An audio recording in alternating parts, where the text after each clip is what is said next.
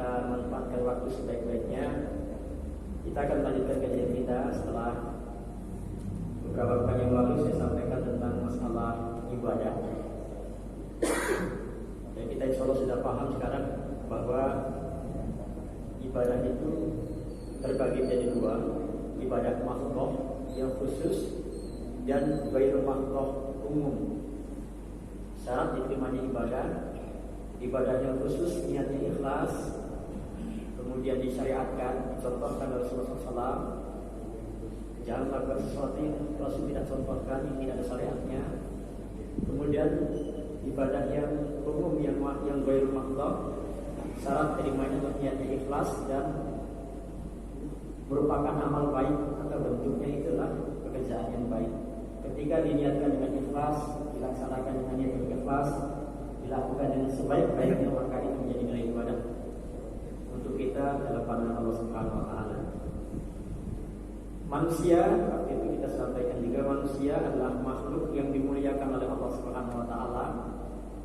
Kemuliaan manusia itu bukan tanpa sebab. Karena manusia itu menjadi mulia karena manusia itu diberikan beban oleh Allah, diberikan amanah. Untuk apa? Untuk ibadah tadi itu, dan menjadi khalifah nanti ibadah. Namun manusia diberikan kebebasan untuk memilih. Saya sampaikan kemarin, saya ulang sedikit. Manusia itu adalah makhluk yang diberikan beban untuk ibadah.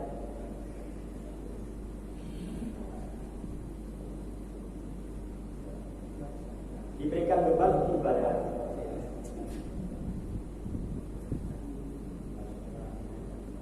Tapi manusia diberikan kebebasan, bebas untuk memilih.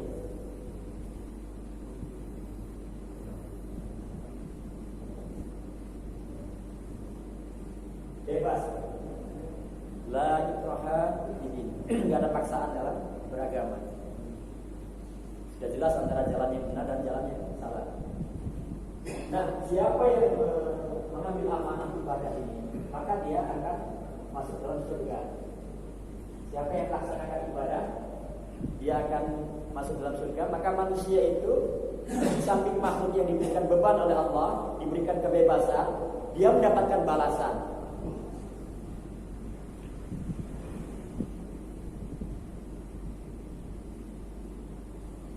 Dia makhluk yang akan mendapatkan balasan.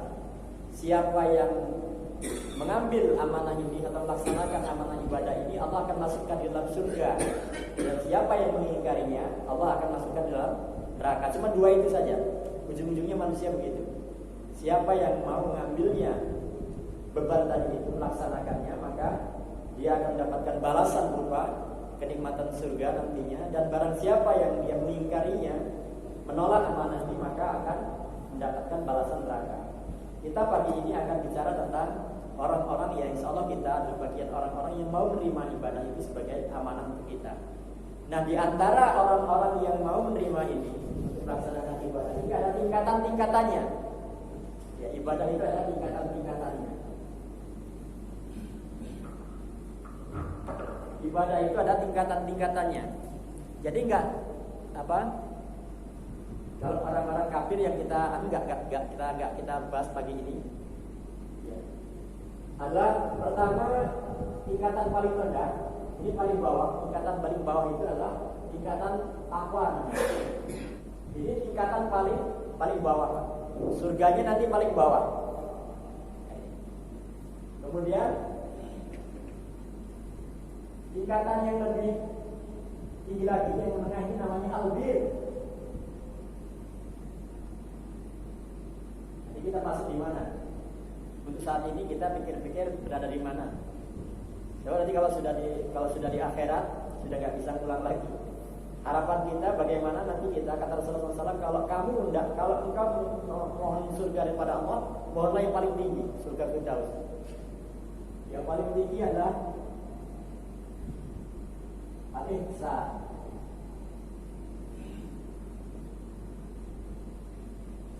Jadi kalau melihat Pak, orang yang paling bawah di sini nanti melihat tingkatan paling tinggi itu seperti melihat tingkatan ini.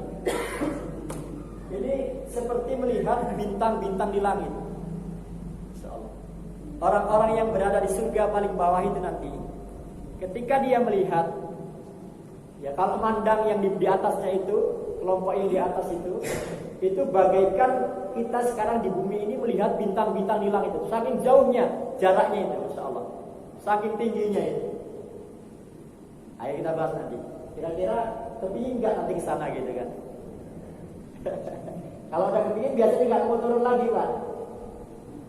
Kalau udah nggak mau turun, dipaksa turun, tempatmu bukan di sini, tempatmu bukan di atas, Pak. Kamu mau di sini, kamu turun ke bawah. Berarti menderita dia. Kalau menderita bukan di surga lagi namanya. Kalau punya keinginan nggak tercapai berarti menderita dia. Jadi itu bukan di surga. Surga nggak ada penderitaan di sana. Kalau mau kepingin sekarang ini Pak, maksudnya gitu. Ya. Kalau mau kepingin sekarang ini. Siapa itu at-taqwa? Adalah orang-orang, ya, ini kalau kita mau melihat kriterianya, ciri-cirinya, kelompok orang yang beribadah ini kan ada bagi tiga kelompok. Kalau orang kafir nggak kita sebutkan bagi ini. Kelompok yang pertama adalah kelompok takwa. Siapa itu orang takwa itu? Kelompoknya orang-orang takwa itu siapa? Cirinya bagaimana? Cirinya kita bisa lihat, dia laksanakan apa yang Allah perintahkan.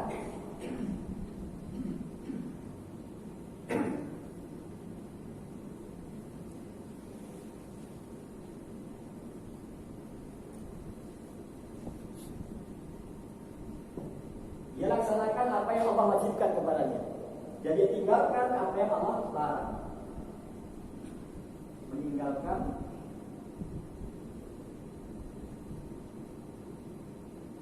ini bukan definisi takwa ya, Pak. Bukan definisi takwa. Definisi takwa itu bukan melaksanakan perintah Allah, menjauhi larangan Allah, bukan. Tapi ini kriterianya, ya, meninggalkan larangan Allah yang diharamkan.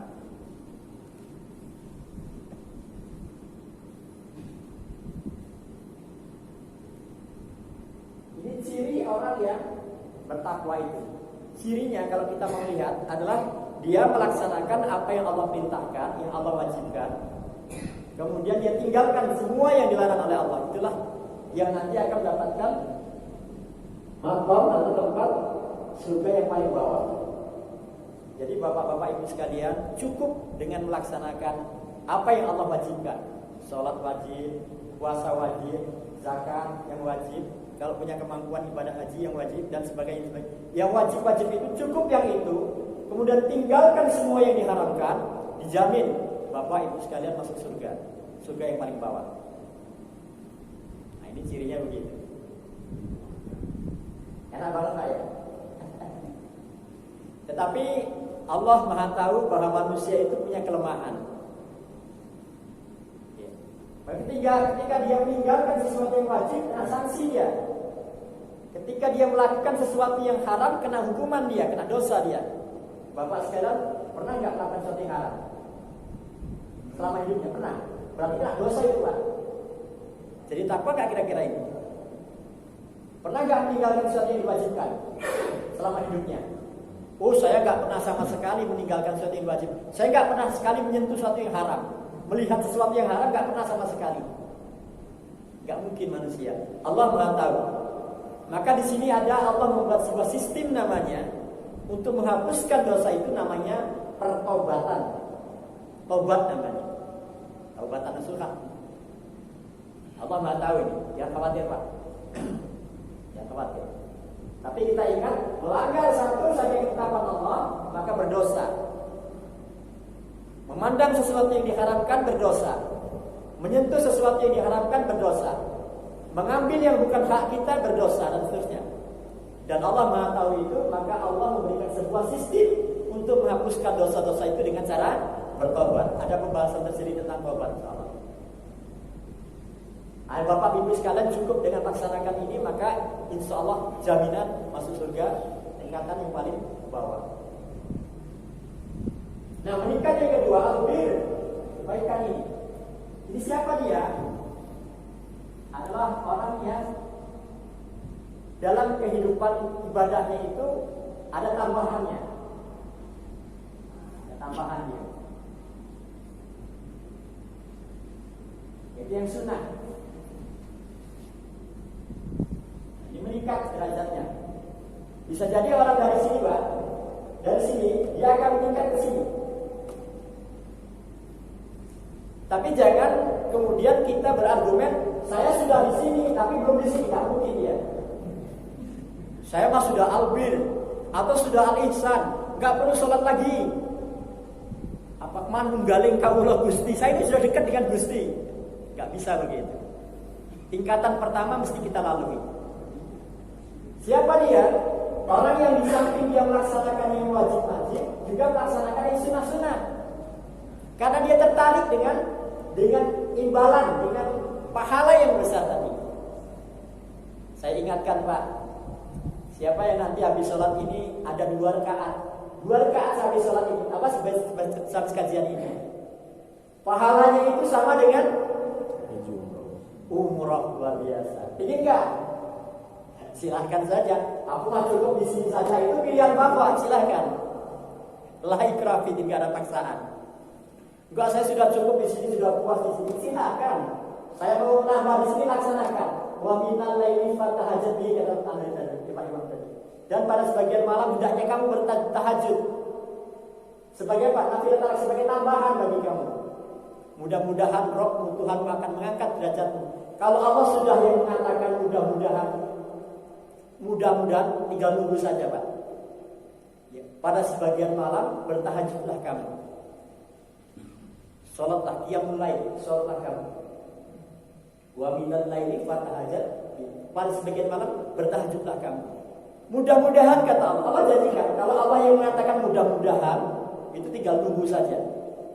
Tuhanmu, Allah maksudnya, akan mengangkat derajatmu. Kita tinggal nunggu saja. Kalau saya yang mengatakan mudah-mudahan, Bapak bisa percaya, bisa enggak. Kalau saya yang mengatakan, bisa begitu. Kalau kita yang mengatakan, kalau bapak-bapak pejabat yang mengatakan mudah-mudahan, bisa percaya, bisa enggak. Tapi kalau Allah yang mengatakan mudah-mudahan, tinggal nunggu saja. Nah, ini, laksanakan saja, insya Allah Allah akan angkat derajat kita. Jadi di samping dia melaksanakan yang wajib-wajib, dia juga melaksanakan yang sunnah-sunnah. Ini sudah meningkat derajatnya dia. Dan bukan hanya dia meninggalkan sesuatu yang diharamkan, yang makruh pun ditinggalkan, yang subhat juga ditinggalkan, yang ada keraguan ditinggalkan. Bersih betul dia. Albir. Ini tingkatan pada tingkatan albir, baikan. Penghuninya al-abrar, orang-orang yang melakukan hal semacam ini, al-ambar. Nah, baru tingkat berikutnya yang ketiga adalah al-ihsan. Siapa dia? Siapa itu al-ihsan? Ya. Anta budullaha, ya. Engkau beribadah kepada Allah, anta budullaha kanahu tarahu. Seolah-olah engkau melihat Allah. Fa'ilam tarahu wa fa'inahu yaraka. Kalau engkau tidak melihat Allah, maka yakinlah Allah melihat engkau, kata Rasulullah SAW. Ini tingkatan yang lebih hebat lagi nih. Kata Rasulullah, ini ada bahasa ihsannya, ihsan di sini. Ihsan, supaya jelas. Siapa dia? Engkau beribadah kepada Allah seolah-olah engkau melihat Allah.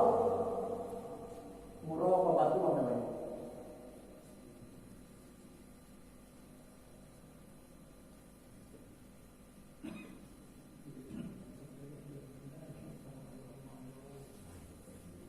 Ini cirinya, Pak.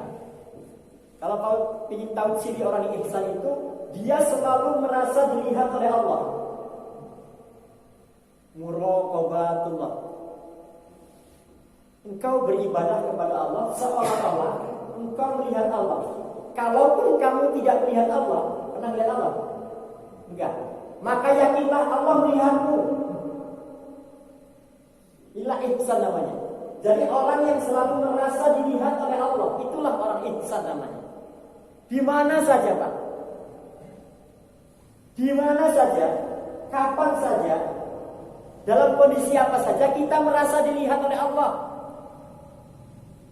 Kalau ada orang yang sudah begini itu luar biasa. Kalau sudah ada orang yang merasa dilihat oleh Allah,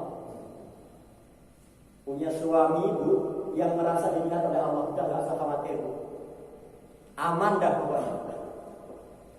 Bapak-bapak punya istri juga merasa dilihat oleh Allah, aman dia dah.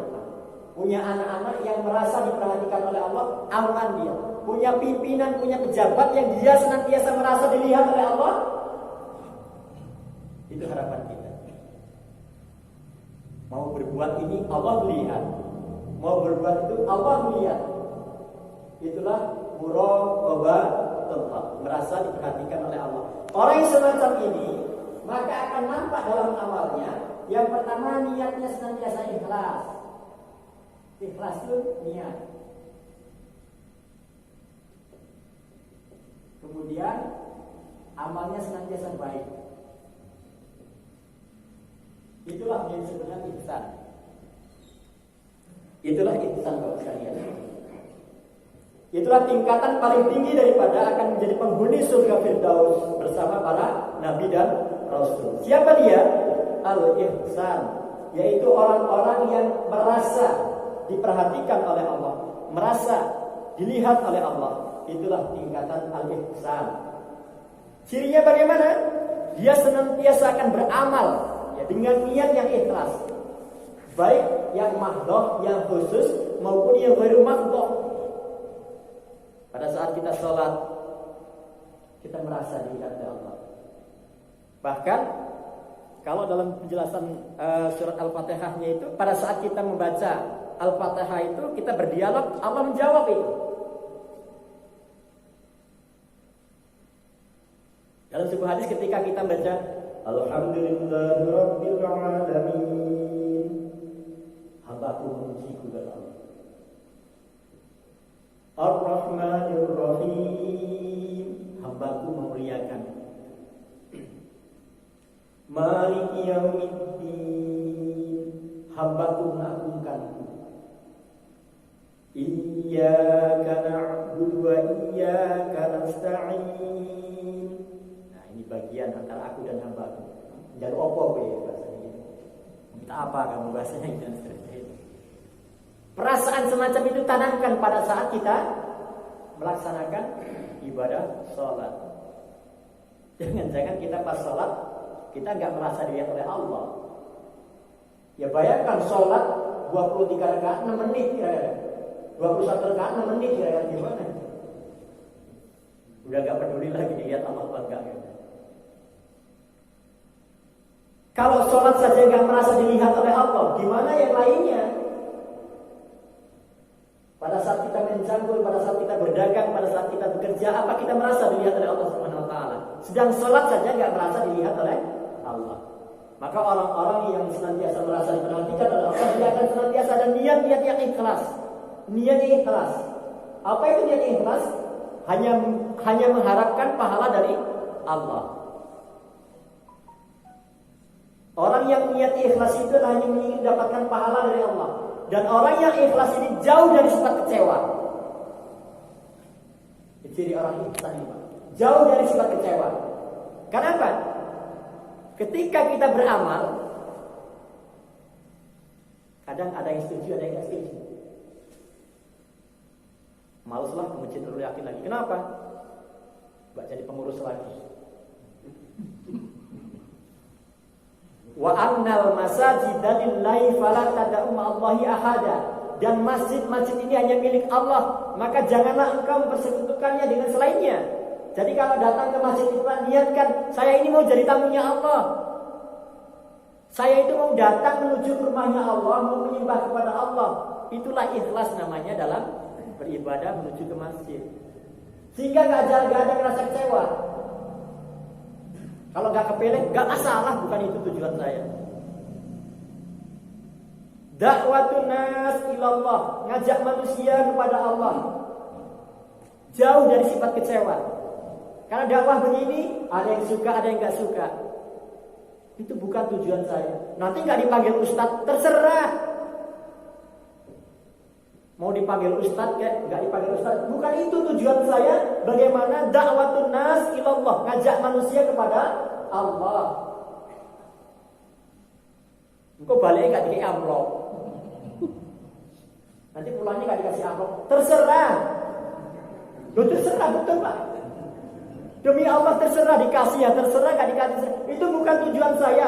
Tujuan saya bagaimana saya menjadi penyebab orang-orang paham terhadap agama Allah. Tujuan saya demi Allah. Tujuan saya bagaimana orang-orang taat kepada Allah. Kalau gak percaya coba, saya gak usah dikasih apa. Saya akan datang lagi kalau diundang. Betul Pak, demi Allah. Gitu.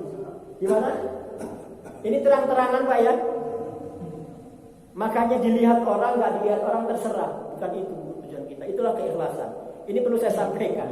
Ini bukan betul Pak. Ya. Jadi memang begitulah.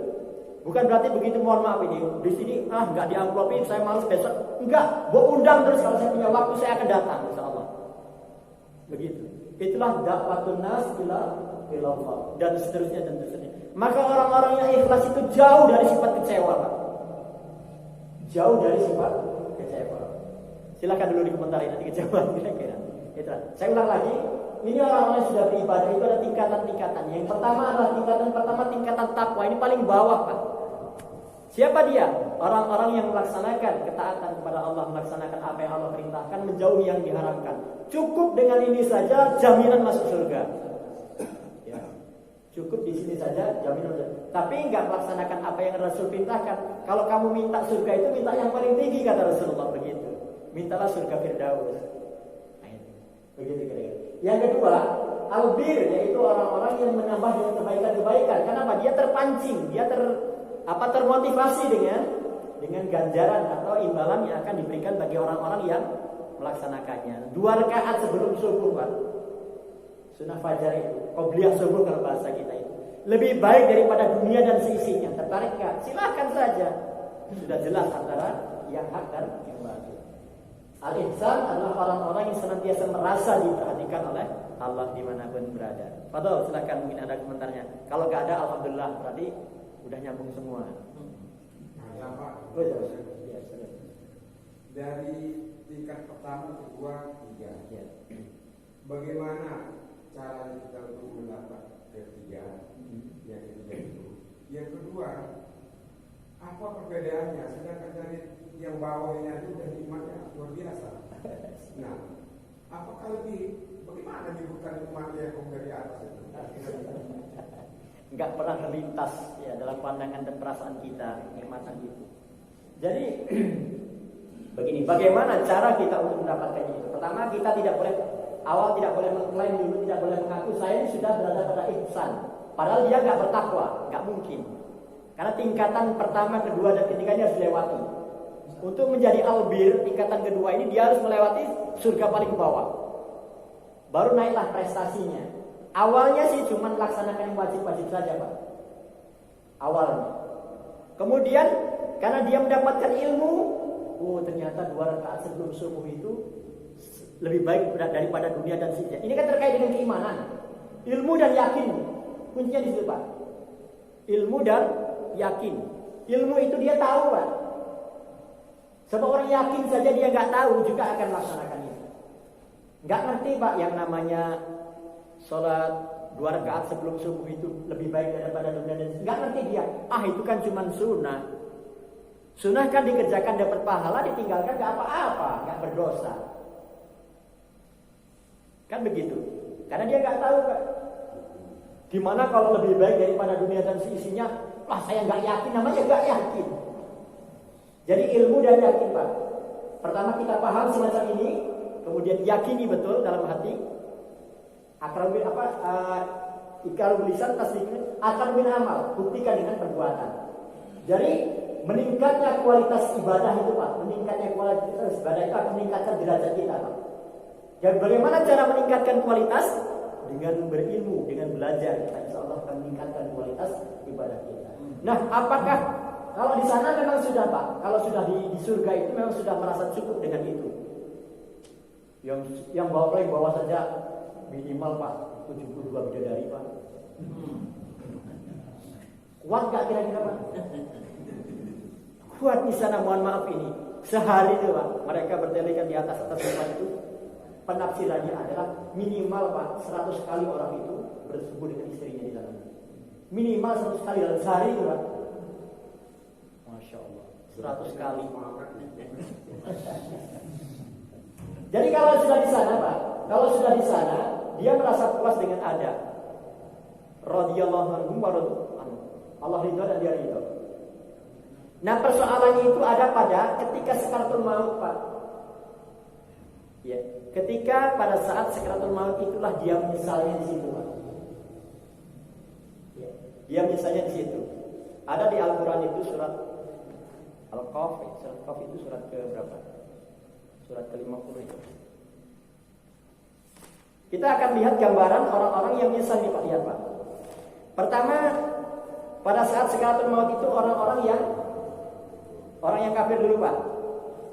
Di surat Al-Munafiqun ayat 10. Wa anfiqu mimma razaqnakum min qabli ayati hadakumul maut fayaqulu rabbi laula akhartani ila ajalin qarib fa asaddaq wa aqim minas sholihin.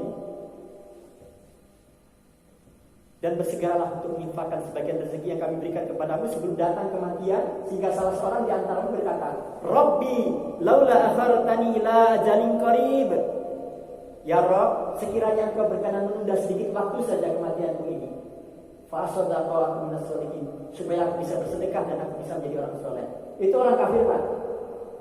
Dia nyesel banget pada saat sakaratul maut itu, nyesel banget dia. Pingin supaya kematian ditunda.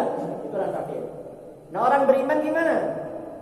Ini kalau di sana sudah puas kan, sudah berada di surga itu, nggak ada lagi dia rasa cemburu, rasa iri, nggak ada. Tapi pada saat sakaratul maut di surat Qaf di ayat yang ke-22 Allah nyatakan, laqad kunta fi ghaflatin min hadza fakashafna anka ghita'aka fabasaraka yaumal hadid. Sungguh kamu dahulu lalai terhadap peristiwa ini, maka kami singkatkan tutupan atau tabir yang menutupi matamu, sehingga pada saat ini penglihatanmu sangat tajam. Apa maksudnya ini? Jadi pada saat orang itu dicabut nyawanya oleh malakul maut itu, diperlihatkan amalnya, Pak. Diperlihatkan amal-amalnya, termasuk ganjarannya, pahalanya, dan dia pada saat itu merasa menyesal. Ada seorang sahabat, pernah dengar gak? Namanya Subban. Ketika meninggal dunia, sakaratul maut itu mengatakan, oh alangkah, andaikan jauh, katanya. Yang kalimat yang kedua katakan, andaikan bagus.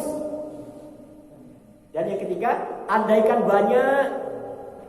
Ketika ditanya oleh istrinya kepada Rasulullah, ya Rasulullah, suamiku si Subban itu mengatakan dua kalimat itu, apa maksudnya? Dulu, ya ketika masa hidupnya ini, si Subban ini berangkat terus ke masjid, Pak. Sholat ke masjid. Ternyata jarak rumahnya dari rumahnya ke masjid Rasulullah itu, Masjid Madinah itu, mungkin kalau diukur sekarang ini 2 jam perjalanan. Dan itu gak pernah ketinggalan dia. Dia gak ke masjid itu karena meninggal. Malam itu meninggal sehingga subuh hari gak kelihatan. Jadi dari jarak yang begitu jauh, dia mengatakan, andaikan jauh gitu, masih kurang jauh. Karena lihat pahalanya begitu besar. Jangan ditafsirkan yang sudah rumah udah kesini, besok tak pindah ke sana, jangan begitu, Pak. Ya.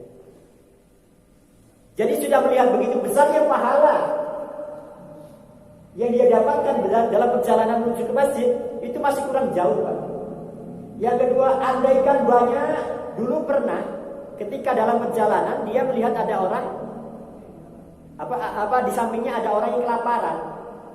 Dia pegang sebuah roti, dipotong jadi 2, yang satu kasihkan sama yang kelaparan, yang satu dimakan olehnya. Dia melihat pahalanya pada saat di sakaratul maut itu, andaikan banyak gitu. Andaikan dulu saya kasihkan semua gitu. Dan yang ketiga, andaikan bagus, dia pernah ngasih pakaian sama orang, baju. Yang satu bajunya bagus, yang satu agak kurang bagus gitu. Dikasihkan yang kurang bagus tadi itu. Dia lihat pahalanya itu, andaikan bagus katanya. Tapi masih lumayan, dia dapat pahala. Tapi orang-orang beriman pun menyesal pada saat itu. Menyesal ingin menambah daripada pahalanya, tapi sudah gak bisa. Orang-orang kafir menyesal pada saat itu, ingin mengulang kehidupannya gak mungkin. Itu Pak. Jadi Penyesalan itu ada pada saat sekaratul maut karena dia melihat pahala yang begitu besar. Tapi kalau sudah di surga itu nggak ada lagi Pak. Penyesalan sudah nggak ada lagi. Nggak ada lagi iri dengki. Kalau masih ada iri berarti nggak bahagia dia. Nah, bagaimana cara kita?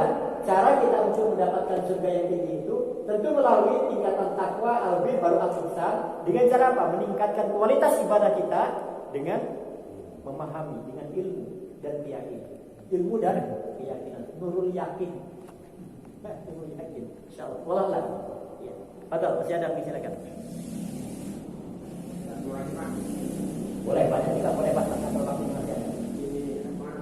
Kita kehidupan ini kan tidak lepas dari godaan jin. Nah, jin yang paling pintar kalau nggak salah jin iblis itu kan. Itu yang paling pintar. Nah, jangankan kita, Rasulullah haji sendiri pernah digoda. Nah, waktu Rasulullah itu mi'raj, dia kan digoda juga. Yang saya tanya, doa apa yang dibaca oleh Rasulullah? Iya. Itu aja. Pertama kita harus pahami dulu ini Pak, jinnya ini.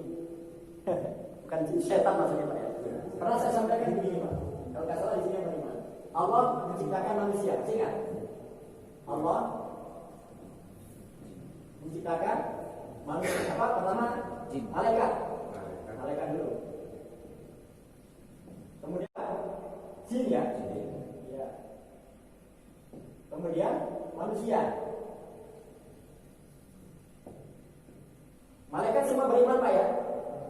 Beriman ya? Ada nggak malaikat yang kafir? Ada. Iman semua.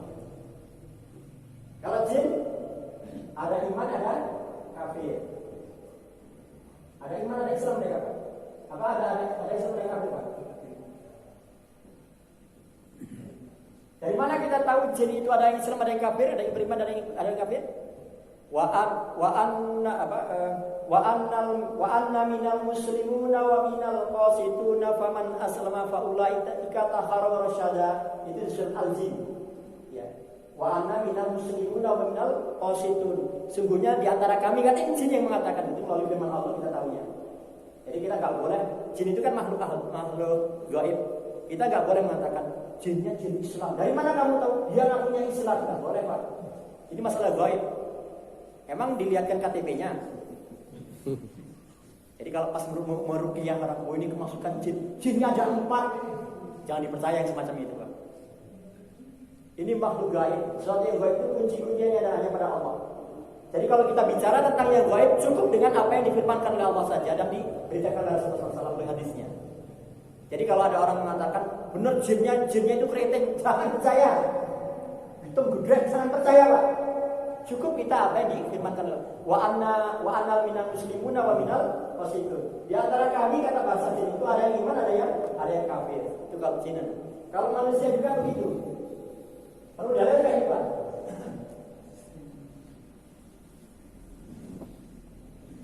Kalau dalil enggak. Manusia ada iman, ada kafir. Percaya enggak? Kalau enggak percaya saya tunjukkan dalilnya. Enggak perlu. Nah, ini Pak, antara jin kafir dan manusia kafir inilah disebut dengan syaiton. Syaiton. Inilah musuh yang nyata buat kita. Sekarang paham Pak ya? Di mana dalilnya? Minal jinnati wan nas. Dari jenis jin dan dari jenis manusia. Di situlah terjawab apa doa yang diajarkan oleh Rasulullah? Qul a'udzu birabbin. Baca tiap hari itu Pak. Supaya kita terhindar dari godaan setan yang bersembunyi. Al-ghanas itu artinya bersembunyi, Pak. Tapi dia itu sebenarnya cukup dengan dibacakan dengan a'udzubillahi minasyaitonirrajim, itu sudah lari lontang-lanting, Pak, ketakutan. Tapi begitu kita lalai, datang lagi dia, Pak. Jadi al-ghanas itu artinya datang lari gitu. Itu kelakuan setan kayak gitu itu. Dibacakan a'udzubillahi minasyaitonirrajim, lari ketakutan, Pak. Tapi enggak kapok, Pak, dia, Pak. Datang lagi nanti dia ngintip dulu datang lagi. Betul begitu. Al-ghanas itu bersembunyi datang begitu. Yang repotnya nggak pernah didoakan Pak. Rasa dia di situ Pak, nggak perlu nyumput dia. Jadi intinya, ya doa yang diajarkan, semua doa-doa yang diajarkan itu bisa kita pakai. Atau dengan ta'awudz, a'udzubillahi minasyaitonir rajim, atau a'udzubillahi samil alim minasyaitonir rajim, dan seterusnya. A'udzu bikalimatillahi tammati min syarri ma khalaq, itu bisa juga. Ya, banyak sekali doa-doa yang diajarkan. Begitu. Maka Rasulullah SAW mensunahkan bagi kita, ini sunnah juga ya, mensunahkan buat kita bahwa ada doa yang maksur namanya. Doa yang terbiasa dibaca oleh Rasulullah SAW setiap pagi dan sore, itu diantaranya adalah membaca Qul a'udzu birabbin nas. Begitu Pak, Allah. Ya. Jadi iblis juga lari tunggangan. Di sini yang namanya iblis ini Pak, kalau iblis ini satu Pak ya. Iblis ini dari segi jin. Iblis ini dari segi jin Pak. Ini yang sampai ditangguhkan hidupnya sampai hari kiamat. Iblis ini. Di mana dalilnya? Di Quran surat Al-Kahfi ayat 50. Ini, nah yang lain ini beranak pinak dan mati juga. Beranak pinak dan mati juga. Ada yang jadi setan, ada yang jadi muslim. Begitu Pak. Allah Allah. Jadi doanya ya termasuk kita baca Al-Quran setiap hari itu bagian daripada ruqyah mandiri namanya. Allah Allah. Ya, silakan. Masih ada? Silakan. Bagaimana jangan kita lupakan, kita berupaya untuk meningkatkan kualitas ibadah kita sehingga meningkatlah kita dari sekarang mungkin di takwa ini meningkatlah jadi al-bir. Dan jangan sampai di situ, kita jangan puas di situ, tapi bagaimana kita menjadi al-ihsan. Cirinya gimana? Hendaknya kita merasa diperhatikan oleh Allah di mana saja. Itu yang paling utama. Ikhlaskan niat kita, baik dalam beramal, baik Pak dalam bekerja. Orang ihsan itu kerjanya dia baik Pak. Ada pengawas maupun nggak ada pengawas, nggak peduli dia. Kalau pas ada mandor, dia rajin banget, banget. Pas nggak ada mandor,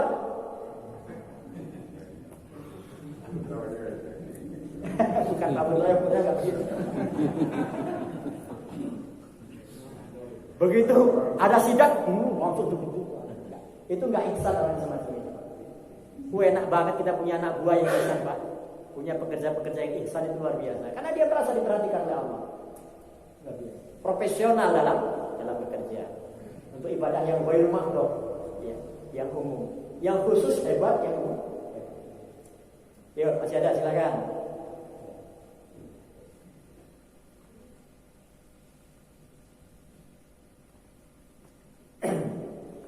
Yang perlu kita ingat tadi bahwa manusia itu punya kelemahan.